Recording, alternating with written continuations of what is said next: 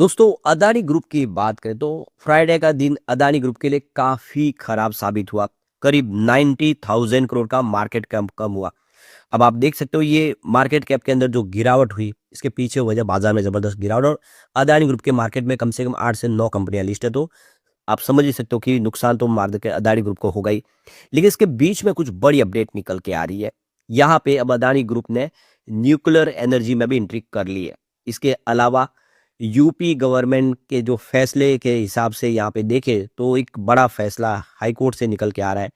क्या है उसको भी जानेंगे। और दूसरी तरफ देखें तो अदानी ग्रुप की देख सकोगे कि कंपनी की जो रेटिंग है बड़ी डाउनग्रेड की है, जिसकी वजह से यहाँ पे माहौल गड़बड़ हुआ। इसके अलावा भी बहुत सारी अपडेट है। एक नई कंपनी को खरीदने जा रहे हैं अदानी ग्रुप। एक छोटी सी कंपनी है लेकिन एक समय बहुत बड़ा कारोबार करती थी, फिर बैंक करप्ट हुई, इंसॉल्वेंसी प्रक्रिया के तहत अब अदानी ग्रुप उसका मालिक बनने जा रहे हैं। तो कौन सी वो कंपनी है और क्या फायदा होगा, सारी बातों को जानेंगे इस वीडियो के माध्यम से। लेकिन फ्रेंड्स उससे पहले अगर आप पहली बार हमारे चैनल पे आए तो चैनल को सब्सक्राइब कर दीजिए, एक बेल आइकॉन दबा दीजिए ताकि जब भी नया वीडियो बने पहला नोटिफिकेशन आपको मिले। वीडियो पसंद आए तो लाइक से जरूर कीजिए। चलो फ्रेंड्स वीडियो स्टार्ट करते हैं। मैं हूं आपका दोस्त एसपी दवे और हमारे अपने चैनल ऑनलाइन कमाई में आपका बहुत बहुत स्वागत है। तो ये देख सकते हो कि फ्राइडे का दिन काफी खराब रहा अदानी ग्रुप के लिए। अदानी ग्रुप के शेयरों में 13% तक की भारी गिरावट देखने को मिली पिछले एक सप्ताह में। और आप देख रहे हो कि इसका जो 10 जो टोटल कंपनीज हैं उन 10 कंपनियों के अंदर सब में ट्रेडिंग है जो रेड जोन में हुई है और करीब 90,000 करोड़ रुपीज का यहाँ पे मार्केट कैप आपको साफ होता हुआ दिखाई देगा। तो ये अदानी ग्रीन एनर्जी में सबसे ज्यादा गिरावट करीब 13% की इंट्राडे में गिरावट हुई। ये काफी बड़ा है, लो बना 1650 का। अदानी इंटरप्राइजेस की बात करें तो यहाँ पे 5.5% की गिरावट, तो अदानी पोर्ट्स एंड सेज में 5.3% की गिरावट।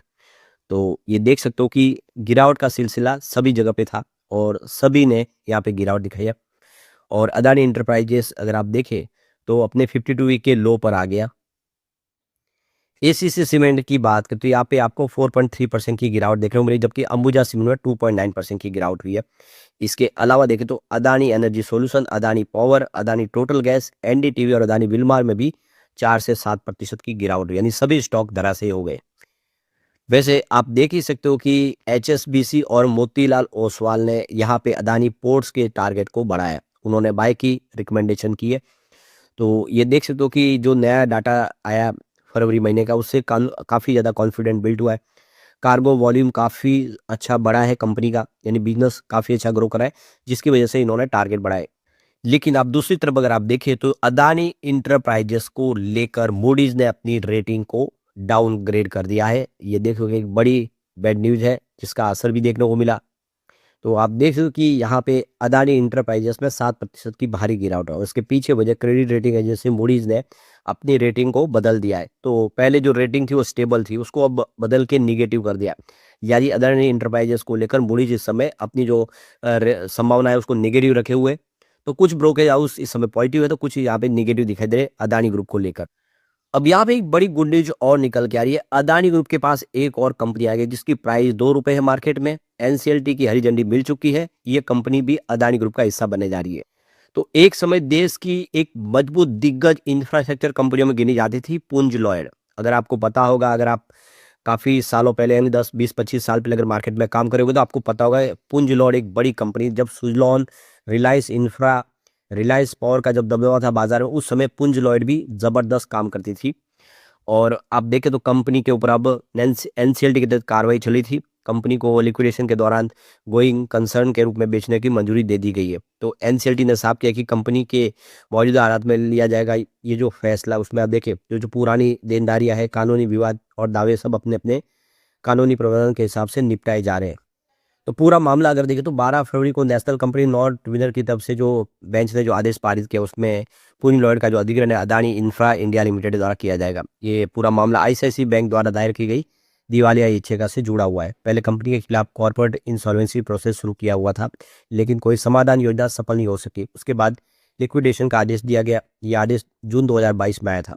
लिक्विडेशन के दौरान कई ऑक्शन हुए, उसके बाद में अदानी समूह की कंपनी ने इसको अधिग्रहण करने की उनको मंजूरी मिल गई है।